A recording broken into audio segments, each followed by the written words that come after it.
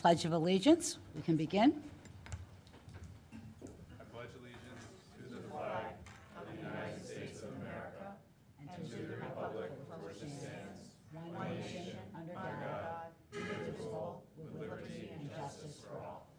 Thank you.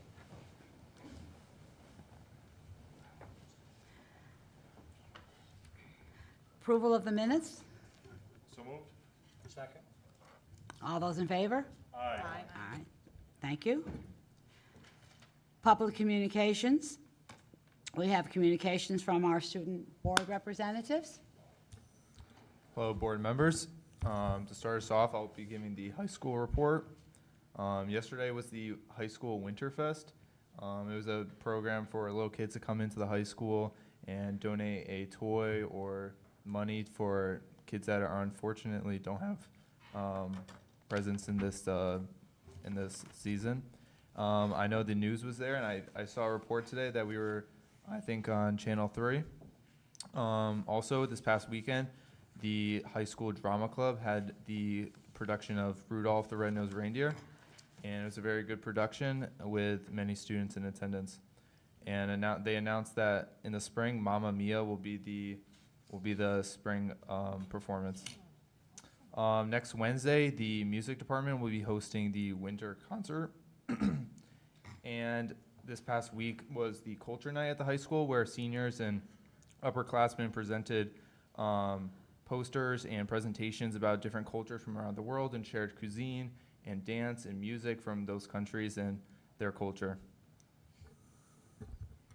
To continue with our district reports, the JFK robotics team, the Eagle Engineers, just won the Champions Award, which is the highest award at First Lego League competitions. So they now have a golden ticket to the championship in Glastonbury. And JFK donated 293 toys to Valentine's Toy Express, and it'll be distributed around the Southington community. The 7th and 8th grade chorus performances were this week, and the orchestra will be performing next week. To continue, at South End, over 20 fifth graders are volunteering for multiple classes to volunteer within younger classes with music, art, PE, and even math. And for DePaulo, volunteers within the leadership program recently rang the bell for the Salvation Army at Walmart. And 8th grade DePaulo students had the opportunity to attend the field trip for a Hartford stage to view the productions of Charles Dickens' classic Christmas Carol. And DePaulo band students did a fantastic job at their concert this week, and the orchestra will also perform next week. In continuation with athletics, I'll open it up with the winter sports season. It opens up this Saturday as the girls basketball team is hosting Pomperog at 3 p.m. 15 student athletes attended a CASCIAC leadership conference at Southern Connecticut State University on December 5th. Students participated in a variety of interactive workshops on collaboration, communication, diversity, awareness, decision-making, and mental health. Additionally, as some of you may know, the football team has now reached the state championship for the first time in 11 years. And that's a very impressive feat by our captains, especially our quarterback and star running back that's been happening. So they have now played Glastonbury, NFA, and will be taking on Greenwich at Veterans Stadium at Willowbrook Park in New Britain. The game has been changed to 7 p.m. The game will also be live streamed through the NFHS network. Me and Archie had the pleasure of going to a CABE convention a couple weeks ago. I wanted to thank you all in beginning for letting us go to the event, but also for letting us be student reps on this board.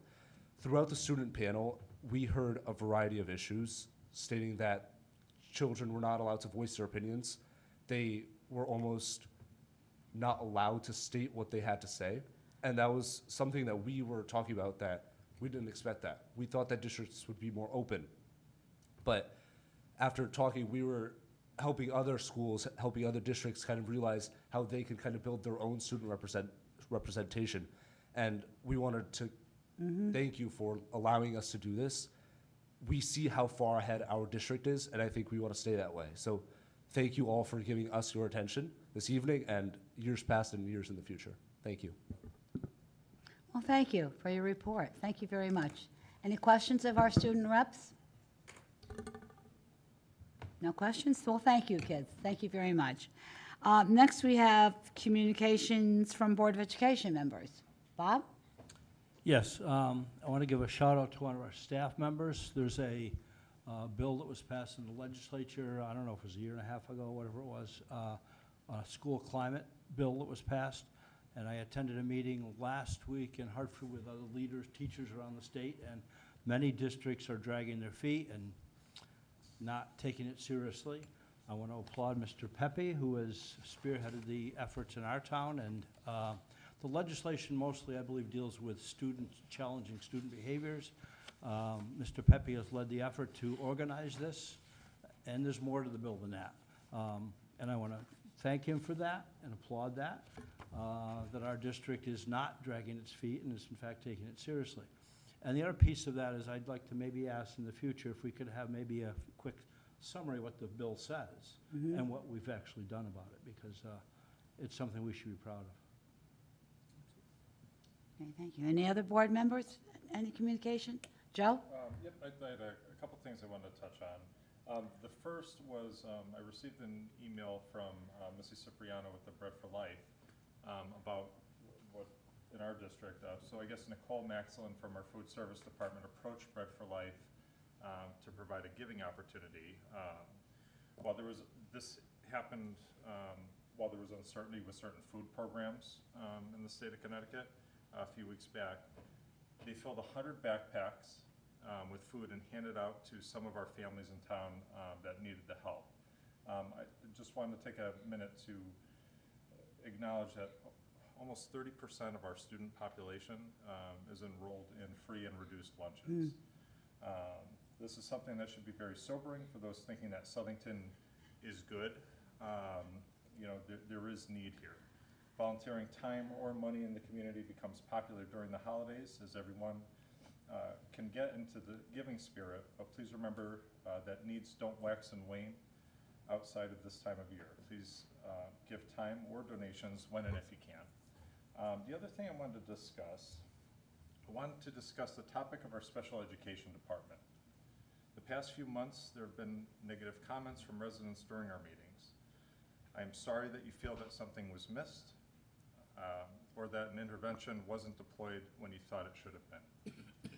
At the end of the day, Southington has created program after program to help kids be serviced and educated in their community.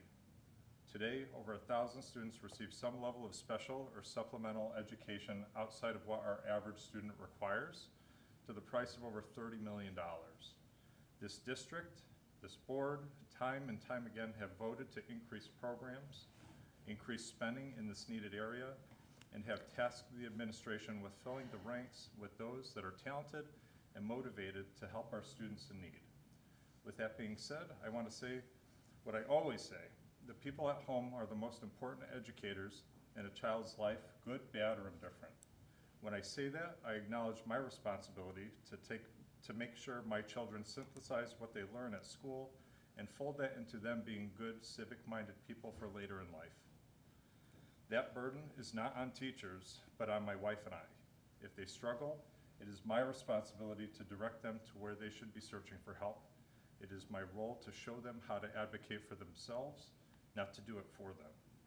In the case of special education, these parents don't have that ability in some cases. It is often a case of you don't know what you need if you don't know that you need something. Too often do I hear that something was missed or the school should have known. I want to use an example. My aunt has a son with Asperger's. He should have been formally diagnosed and intervened with very early on, but she was in denial and skirted the issue when approached by family, doctors, and teaching staff. When her son was placed in public school after being in private school for high school, the school recognized his needs, made interventions by helping to educate his mom, and that shy young man now lives in Japan working for a tech company. In his free time, he started a symphonic band with members of his community. Oftentimes, it requires us to be unbiased when evaluating our past to see where the breakdowns occurred, and sharing with others the constructive stories of those hardships, not to belittle staff or parents, but to grow toward early intervention and getting our students the help they need. This validates the importance of cohesiveness and communication between our parents and staff, especially when a child needing special education can be a bit stressful on the student and especially the family. I challenge this board, our staff, and our community to be patient. There will be challenges, there will be missteps, but hanging on to the negatives will only perpetuate an us versus them mentality. This will only hurt a student. Truth is always elusive and often is begrudgingly placed in between two different experiences. I truly believe that what we are building in Southington is a great framework for special education and look forward to consistent improvement as the right people hold and move into needed roles. Thank you. Thank you, Joe. Any other? Yes. Board, Colleen? Thank you. Kind of piggybacking, who knew? I had the opportunity to watch the documentary Left Behind, which is a documentary about 5 parents who started in New York City, in the South Bronx, an academy called the Literacy Academy Collective, because of their children's issues with dyslexia and other reading disabilities that they had. It was very interesting. It was very interesting. Their hope is that eventually they'll have 400 students in a school in each borough in New York City. They started out, well, they've identified in, now mind you, the school district in New York City, at last count, I got 2 different counts. It's either a little under 1 million or 1.1 million. I'm not exactly sure of the number of students because I was getting. Certainly enough. Yeah, it's a lot of students. They had tested out 1,500 students across 133 schools. They now have a second school in Brooklyn. I don't know what the enrollment is of that one because they just started this year. But they're trying to identify, and it made me think of the program that we've started. I don't know if we've hired the staff yet or completed that, with the SEED program that we got from the state. So it's all, you know, the special ed, recognizing that, yes, there's things that we can do early intervention, which we've all said, the earlier we can get to a student and help them, the less they will need later on. So I think it all just, this is, and we didn't even talk about what you were saying or what I was saying, but it was a very interesting documentary. I don't know if it's available anymore. I'm not sure, Mr. Medancy. I think it was a one-shot deal we could watch. But I found it very interesting to hear what they had to say and what their plans are for moving forward. So I just wanted to share that with you. Well, thank you both for sharing That's okay. all that information. Very informative. Thank you. Next, we have communication from the administration. Thank you, Madam Chair. A couple items tonight. One of the items you will see under old business is a slight shift in the capital improvement plan, and I was able to meet with the town manager and discuss the South End Elementary School roof. We went to referendum, as you know, on 3 schools. South End was not one of them. The reason for that being is the roof is not old enough to receive state reimbursement. And so it is a problem that has existed really since the day South End opened, and it was one of those situations where the installer and the manufacturer kept going back at each other, that if it's not installed correctly, the defects are not the fault of the shingle company, and the shingle company, you know, is pointing back at them. The shingle company has since gone out of business, doesn't exist anymore, the manufacturer of the shingles. And so despite that Mr. Romano and the town's best efforts, he worked with the town attorney for several years to try and hold somebody responsible at some level for it. We were never able to bring it to resolution. The challenge we have, if you've ever seen South End, is it's an enormous roof, and it's a pitched roof. Most of our schools have flat rolled roofs. And so as a pitched roof, it's, you know, when it's shingle, there's a lot of seams everywhere. And when we get, you know, because they're faulting at times, when we get a very heavy windstorm, water's finding its way, and it's very hard to trace the source. Mr. Romano regularly will go up into the attic of that school and try to find underneath the roof, you know, where the plywood is, to see if we can, you know, access where the water is coming. And then we bring the contractor out to repair that portion of the roof. And it's kind of like, when it's that big, it's like whack-a-mole. You know, when you fix one problem, another one comes up. So thankfully, the town was supportive and said that if we put it into our capital improvement plan, he would add it into his capital improvement plan. Good. And I was very grateful for that. I think it also was great timing, because if we're gonna go for 3 roofs, we can basically work on an RFP or bids, or, you know, work with contractors on that 4th roof while we're already in that mode. So just wanted to put that out there, that you will see that tonight. I also was at the Rudolph production, but I'll say the one part for me that struck me was I was there on a Friday night. It was kind of neat. They came out for a curtain call, the students at the end, and there was obviously a lot of positive energy in the auditorium. And they started singing Rudolph the Red-Nosed Reindeer at the end, but at the very end, they asked the entire auditorium to join them.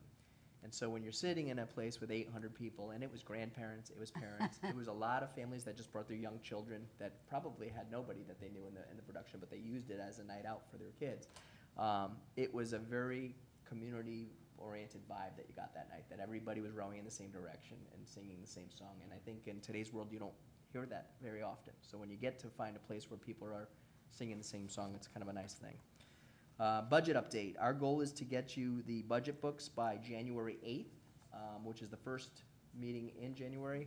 Mrs. Mellett has been working tirelessly on trying to narrow it down in terms of the numbers and the various accounts. And we have a series of meetings set up in the next couple weeks to try and narrow down the requests, so that we get some final numbers and get those books assembled for you. And then lastly, the Pupil Services Director position is going to be posted tomorrow. I've asked Mrs. Passamano to post it in a way that we can basically cast a net as far as New York, New Jersey, Massachusetts, Rhode Island, and Connecticut, and see what the applicant pool looks like. And then I believe we're going to be talking about the search process at an upcoming meeting. It'll be a 30-day posting, so we'll have a meeting prior to the time it even closes. And that's my report for tonight. Thank you. Communication from the public on agenda items only. Anyone in the public? All right. Hold on. They have to be on agenda items, okay? Can the agenda items include ones that, I'm sorry, I can't hear you. sorry. Tony Loomis, 70 Russell Road. Can the agenda items include items that were listed on this paper, anything on this paper Okay, here? so could you state your name and your address for me, Sure. please? Tony Loomis, 70 Russell Road, Milldale, Connecticut. I'm here speaking in support of the archery unit that, the archery activity that you all got to look through during executive session. And It was during the Curriculum and Instruction Subcommittee. yes, yes.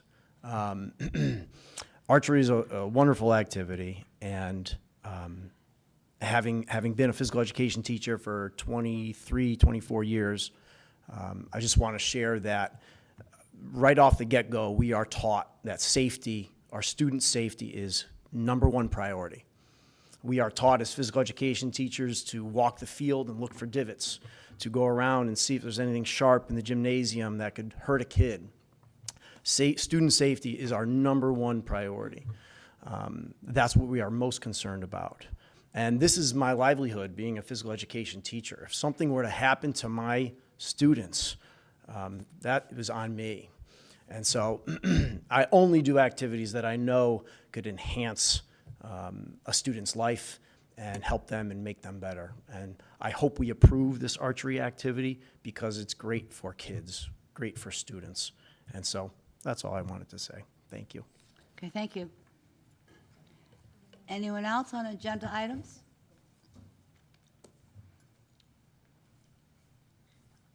You would state your name and your address, please. Thank you. Good evening. Lisa Galsky, 37 Eden Ave.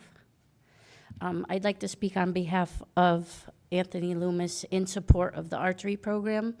I am currently a PE teacher, but I'm also former executive director for the Connecticut Association of Health and Physical Educators. As PE teachers, we always try to find activities that engage everybody. And I know that Mr. Loomis has worked really hard to create that space for those students to be able to be comfortable and try something new. And I want to say it's a safe activity, as he said, if all the parameters are set in place. And I'm in full support of this. And what a great way to implement this program, especially with the Olympics coming up. What a great connection those students can have. Thank you for letting me speak. Thank you. Anyone else on agenda items?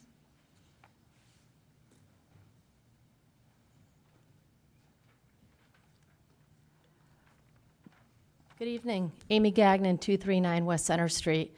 I don't want to put my back to these fine student board representatives. I was so impressed with your, not only your presence, your professional demeanor, but also your report. So thank you for being here. I'm sure their peers are home right now in comfortable clothing, relaxing, as are your peers. So I thank you for your service Yes, as well. exactly. I've been a physical educator my entire career, over 30 years, in just about every district and every level except for Southington. And I'm here to speak on behalf of supporting the archery unit at Southington High School as well. And the first thing that comes to mind when I think about archery is all those children that are not good movers. They're not your athletes. This levels the playing field. This is not your basketball, your volleyball, your soccer, your baseball. This is a lifetime activity supported in a safe environment by certified professionals that will give them an opportunity to enjoy something in the curriculum that they might not be perfectly great at. And again, your good movers, your athletes, will thrive at that as well. So I love the fact that we're implementing some more non-traditional activities into the movement curriculum in the town, and I speak very strongly on behalf of that. Thank you. Thank you. Anyone else?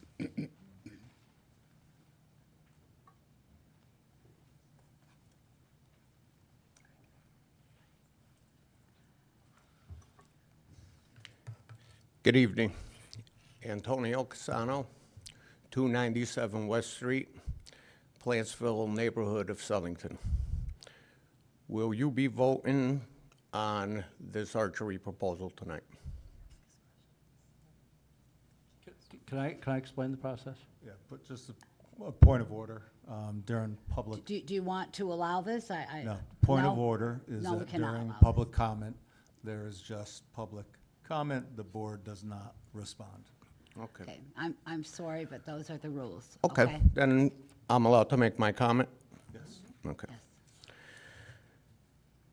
As I said, my name is Antonio Casano, 297 West Street, in the Plantsville neighborhood of Southington.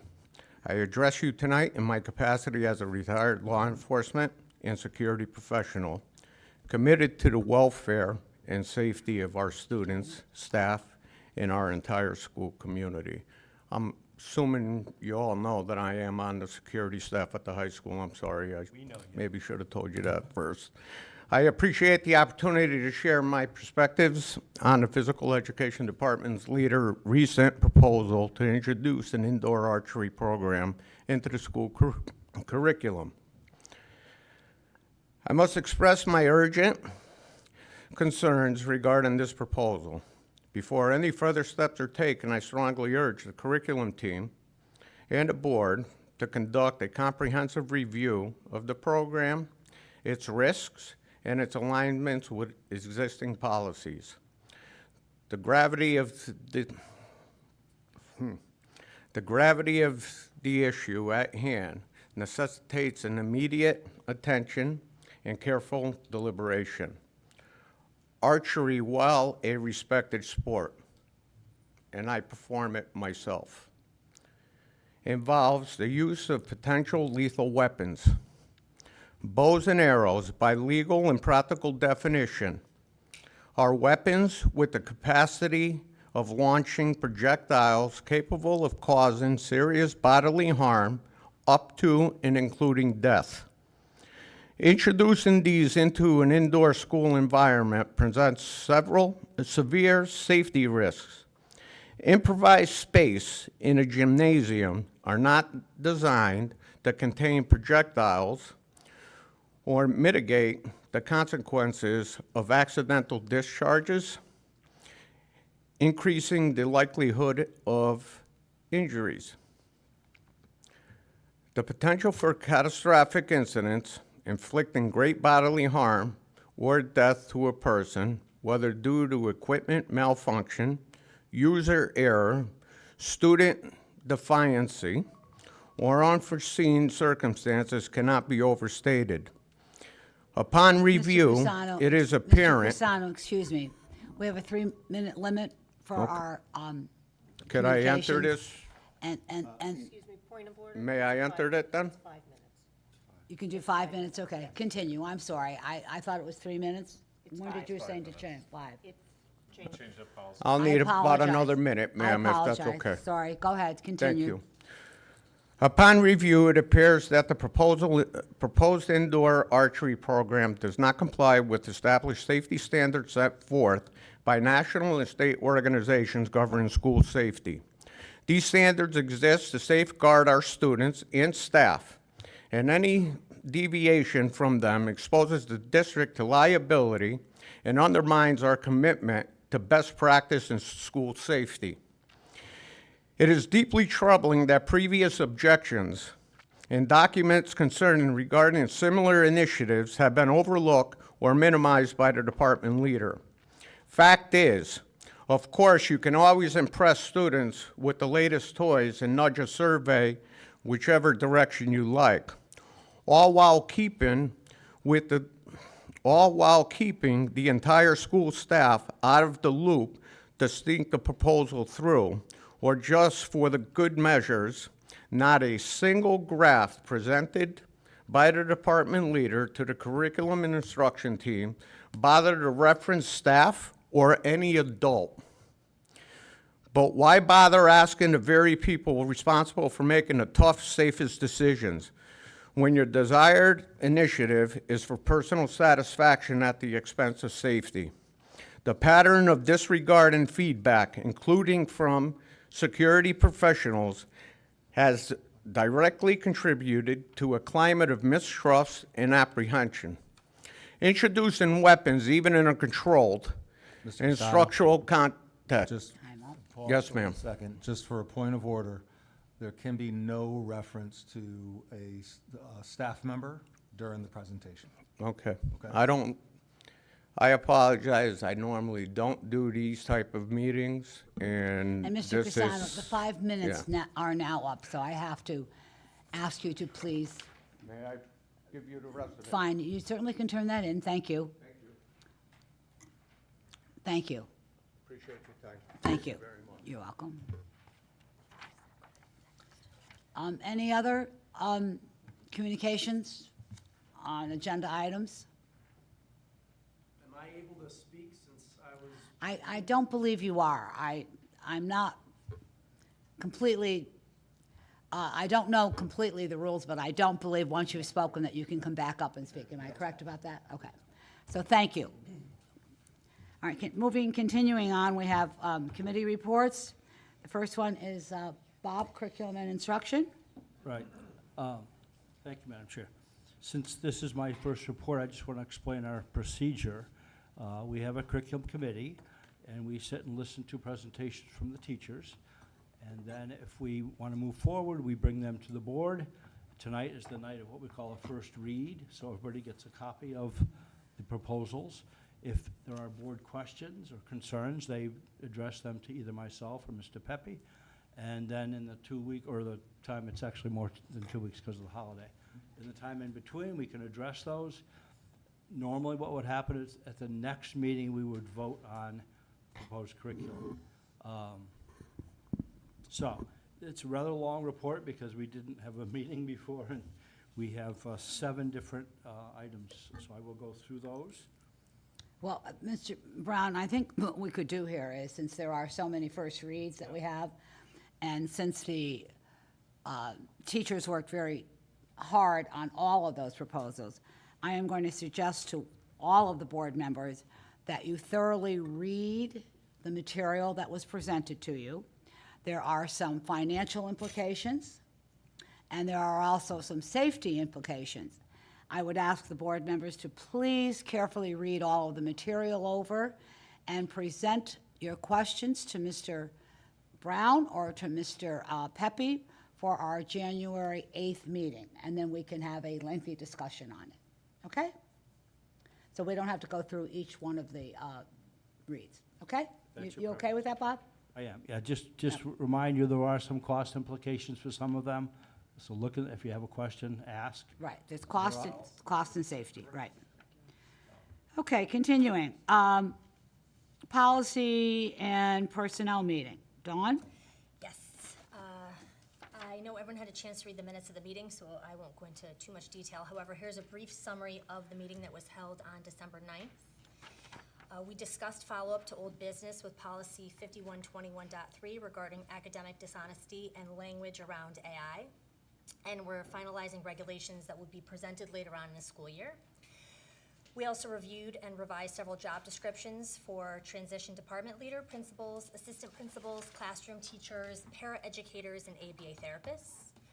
We reviewed policies 6161.2, 6161.3, and 6161.4, which is a library collection development and maintenance, library display and program, and library material review and reconsideration. These policies and associated regulations are part of a transparency in education and are mandatory adoptions. We reviewed policy 6154, which is the current practice of our homework policy. And we went over policy 5131.7, restorative practices response, which is a climate legislation policy and complements language we adopted last year. And lastly, Mrs. Passamano distributed a draft of a new employee handbook that is being created, and we went over its structure. Do you have any other ones that we need to present to vote on? Nope. No? At the end of the meeting, I will. Okay. May I ask a question? Is that- Questions? Yeah, I just have one question when I was going over them. And perhaps, Mr. Pepe, you can. Is it a first read, Colleen? It's a question about one of the job descriptions that we're going to be voting on tonight, so I'd Okay, like to okay, have- go ahead. Transition department leader, there's no degree specified on that, and I didn't know if it was an external, or an internal rather, job. Could you give a little background to that one? Sure, and we intentionally listed it as no degree and no certification as to not limit the pool of candidates, because this position is it's a pretty special one in which we need a person to work with our stellar students, oversee the program. We're hoping for someone that is already on staff that would like the stipend position, but if no one wants to take that responsibility, someone within the community that has strong ties and relationships would be perfect to fulfill it as well. Okay, so no bachelor's in anything, No, okay, no, okay. nothing. That- I just wanted to clarify, because that was the only one that came Right. without a job, a degree requirement. Thank you. Yes, Lisa? I had a question on that same role. Is this a full-time? I might have missed it. No, it's actually listed, I think, go ahead, Amy. It's a stipended position so that if it were an existing staff member, they would complete the tasks above and beyond. And if it were a community member that took the role, it would be within the time that they could give us to complete the tasks. Great. Thank you for that. And I should add to that, the position is title funded. It is contingent on the title funding. So if the title funding doesn't come through one year versus another, then the position wouldn't roll that Right, year. okay. Any other questions? Chair, I have Yeah, a Sean. question. Dawn, specifically, as it relates to the coordination with the digital learning coordinator, and obviously our administration, just so as a board member, the rest of the board knows, and I know, how to proceed moving forward, is, are cell phones something that the committee is taking under consideration, either currently or in the near-term future? And depending on the answer to that question, is there an opportunity for members of this board to request that you take that under consideration at the committee level?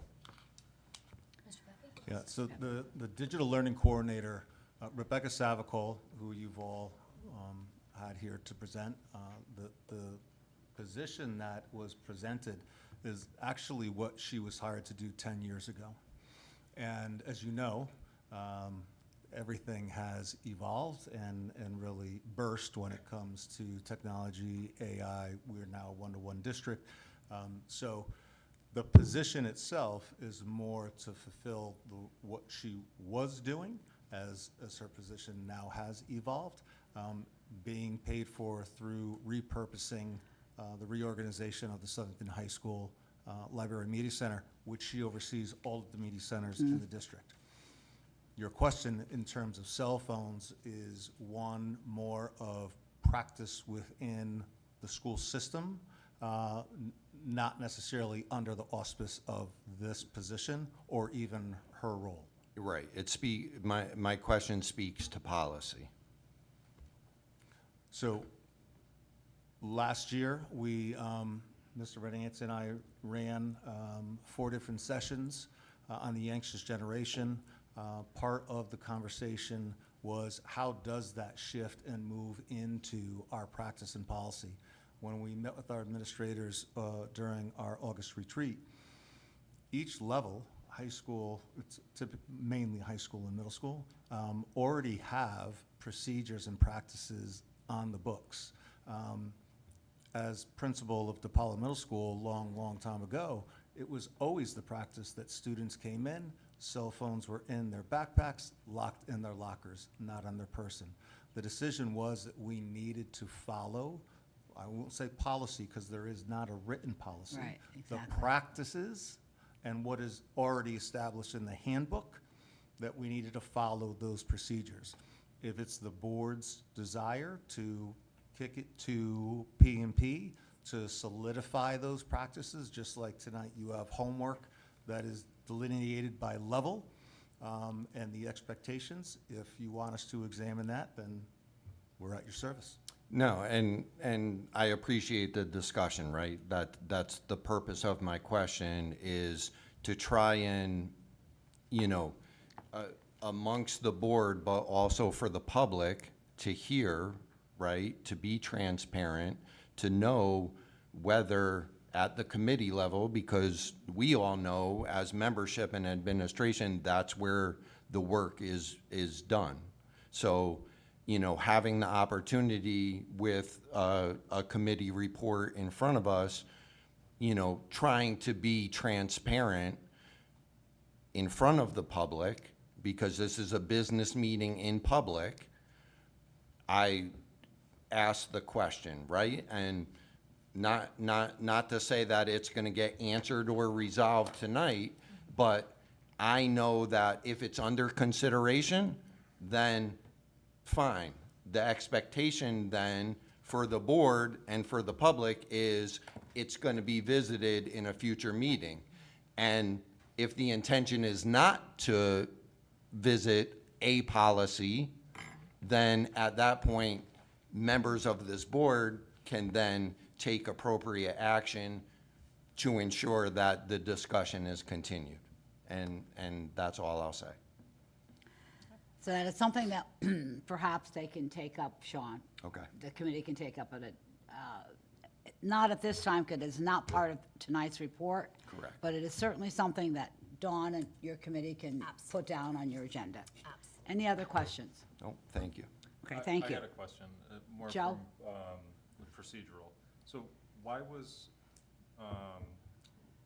we were able to do a policy and personnel recap, but why wasn't Mr. Brown allowed to do a curriculum recap?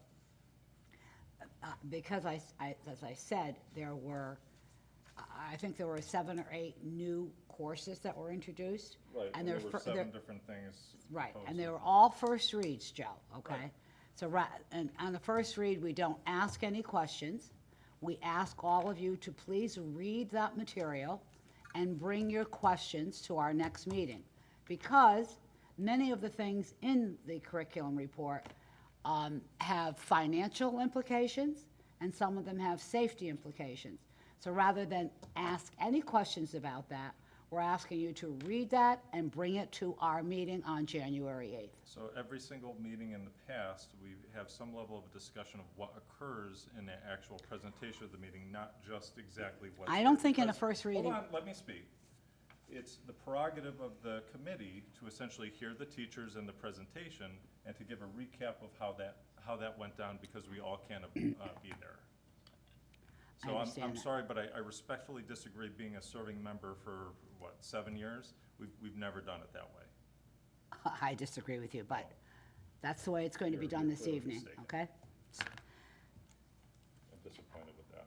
Well, I'm sorry that you are, but that's the way it's going to be. Let us continue on, please. The next is the personnel report. Do I have a motion? I recommend that the Board of Education approve the personnel report as submitted by the Human Resource Department. Second. All those in favor? Aye. Thank you. Old business, town government communications, do we have anything there? No? Capital improvement plan, Mr.? No? Move to approve the capital improvement plan, 26 to 27 to 2030, 31, as presented by the administration. Second. All those in favor? Aye. All right, that passes, thank you.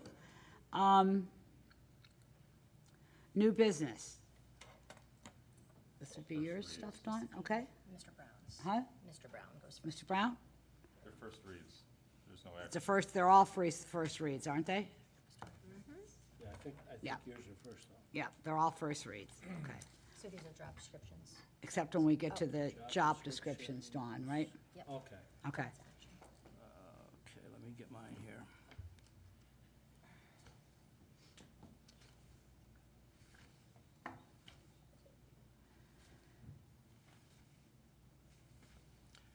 Are these all yours?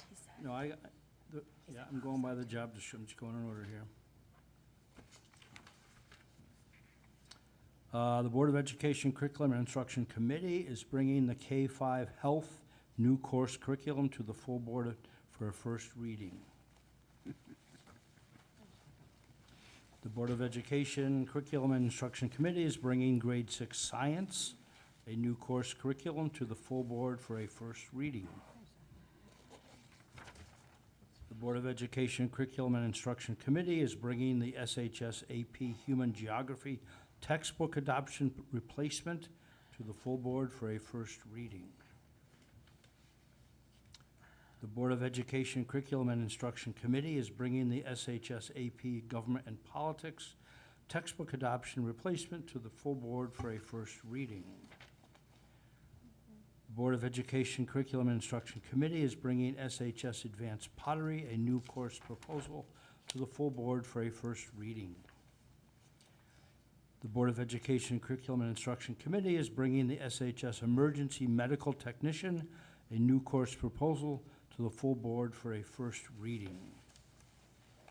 The Board of Education Curriculum and Instruction Committee is bringing the SHS Archery Unit proposal to the full board for a first reading. And the Board of Education Curriculum and Instruction Committee is bringing the SHS Agricultural Science course change proposal, Proposal 1, Advanced Equine Science, to the full board for a first reading. The Board of Education Curriculum and Instruction Committee is bringing SHS Agricultural Science course change proposal number 2, Advanced Livestock Science, to the full board for a first reading. The Board of Education Curriculum and Instruction Committee is bringing the SHS Agricultural Science course change proposal number 3, Veterinary Technology, to the full board for a first reading. And those are the first readings. Thank you. Point of order. Did I miss one? No, we skipped over what should have been the policy committee was first. That's 10A through 10. That's what I thought, they? but, Yeah, it's 10A through 10E. I thought so. My glasses, yeah, And jobs descriptions as well. yeah, The and the job job descriptions description, is- so yeah, we should have done okay. that first. I rather know. than- So, do you want me to go? yeah, now? do the This is job what- okay. descriptions. No, you have to read out the policies, what the policies are, the first read, and then you do the job descriptions. The Board of Education Policy and Personnel Committee is bringing the draft policy 5131.7 to full board for first read. The Board of Education Policy and Personnel Committee is bringing the draft policy 6154 to the full board for a first read. The Board of Education Policy and Personnel Committee is bringing the draft policy 6161.2 to the board for the first reading. The Board of Education Policy and Personnel Committee is bringing the draft policy 6161.3 to the full board for a first read. The Board of Education Policy and Personnel Committee is bringing draft policy 6161.4 to the full board for a first read. And now we're going to go into the approval of the job descriptions. So a move to approve job description in instructional technology classroom assistant. Second? Second. Move to approve job description. You have to Oh, vote. we need to You have to vote. vote. Sorry. Sorry. So, You have to ask all in favor. All in favor? well, The chair Chair has to. Chair. The chair does that. sure. Terry, you need to say all in favor. What? All in favor? I'm sorry, I was listening to I your know. job description. Aye. Aye. Aye. Okay, any opposed? Go ahead, Thank you. Dawn. Move to approve job description transition department leader. Second? Give it to Colleen. All those in favor? Aye. Move to approve job description for principal. Second? All those in favor? Aye. Aye. Move to approve job description assistant principal. Second? All those in favor? Aye. Move to approve job description classroom teacher. Second? All those in favor? Aye. Move to approve job description paraeducator. All those in favor? Second. Second? I'm sorry. And all those in favor? Aye. Aye. And move to approve job description for applied behavioral analysis therapist. Second. Second? Was there a second? And all those in favor? Mr. Brown? Aye. Okay, Aye. Aye. All in favor. okay. Thank you. And that's it. We did all of the curriculum ones, right?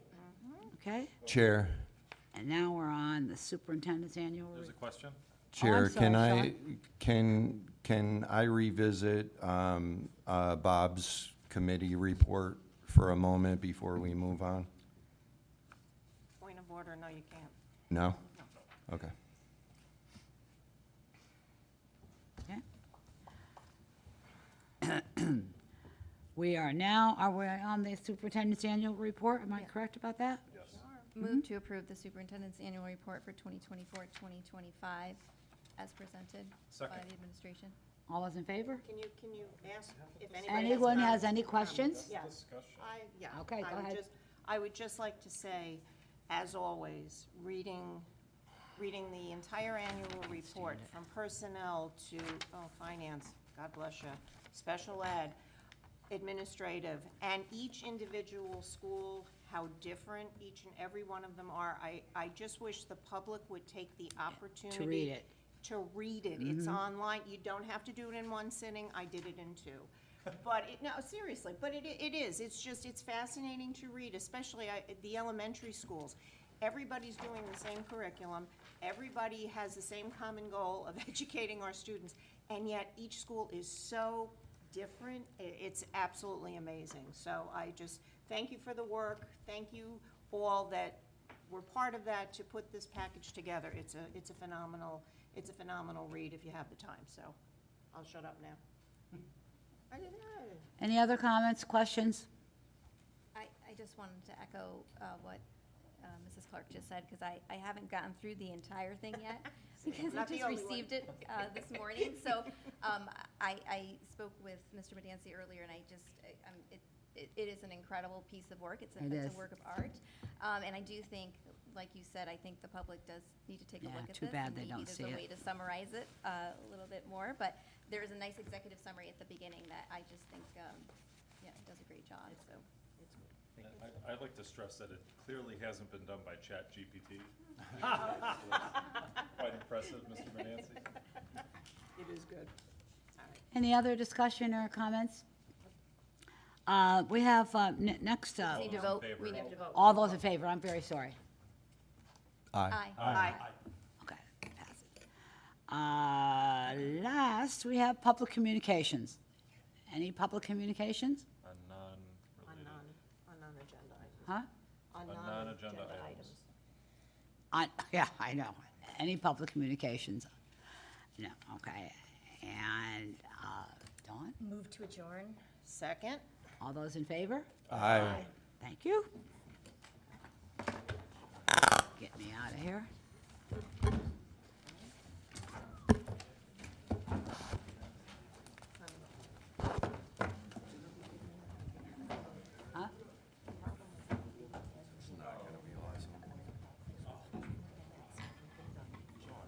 Yes, it has, Colleen. We already discussed it. We discussed what we were going to do tonight. Yeah, you got new energy? Sorry, but too many complications with it. Too many complications.